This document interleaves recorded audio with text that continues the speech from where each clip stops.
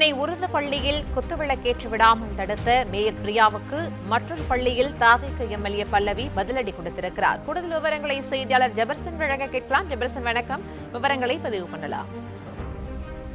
சென்னையில் இன்று காலை மேயர் பிரியா கலந்து கொள்ளக்கூடிய பல்வேறு நிகழ்ச்சிகளுக்கு ஏற்பாடு செய்யப்பட்டிருந்தது. குறிப்பாக திருவிக நகர் சட்டமன்ற தொகுதிக்குட்பட்ட புளியாந்தோப்பு பகுதியில் புதிதாக கட்டப்பட்டிருந்த மாநகராட்சி உருது நடுநிலைப் பள்ளியை மாநகராட்சி மேயர் காலையில் திறந்து வைத்திருந்தார். அந்த நிகழ்ச்சியில திருவிக நகர் சட்டமன்ற உறுப்பினர் பல்லவியும் கலந்து கொண்டிருந்தார். அத்தோடு மாநகராட்சி அதிகாரிகளும் கலந்து கொண்டிருந்தார்கள். இந்த நிகழ்ச்சியில முதலாவதாக ரிபன் வெட்டி அந்த பள்ளி கட்டிடத்தை திறந்து வைத்த பின்னர் உள்ளே சென்று குற்ற வழக்கு ஏற்றும் போது முதல் திரியை மேயர் பிரியா பற்ற வைத்ததோடு அருகில் இருந்த பல்லவிக்கு அந்த வாய்ப்பை கொடுக்காமல் அருகில் இருந்த இணை ஆணையர் கற்பகத்திடம் அந்த குத்து விளக்கை ஏற்ற சொல்லி பிரியா அந்த மெழுகுவர்த்தியை கொடுத்த காட்சிகள் சமூக வலைதளங்கள்ல பரவலாக பரவி வருகிறது. அந்த நிகழ்ச்சியில் இருந்து உடனடியாக திருவிக நகர் சட்டமன்ற உறுப்பினர் பல்லவி வெளியேறியிருந்தார். தான் அந்த நிகழ்ச்சியில அவமானப்படுத்தப்பட்டதாக கூறிக்கொண்டு திருவிக நகர் தாவேகா சட்டமன்ற உறுப்பினர் பல்லவி அந்த நிகழ்ச்சியில் இருந்து உடனடியாக வெளியேறினார். அடுத்த கட்டமாக சென்னை திருவிக நகர் நம்மாழ்வார்பேட்டையில சுப்ராயன் 1வது தெருவில் ரூபாய் 2.20 லட்சம் மதிப்பில கட்டப்பட்டிருந்த ஒரு தொடக்க பள்ளி கட்டிடத்தை திறந்து வைக்கக்கூடிய நிகழ்ச்சி. இந்த நிகழ்ச்சியிலையும் சென்னை மாநகராட்சி மேயர் பிரியா, திருவிக நகர் சட்டமன்ற உறுப்பினர் பல்லவி, மண்டல குழு தலைவர் சரிதா உள்ளிட்டோர் கலந்து கொண்டிருந்தார்கள்.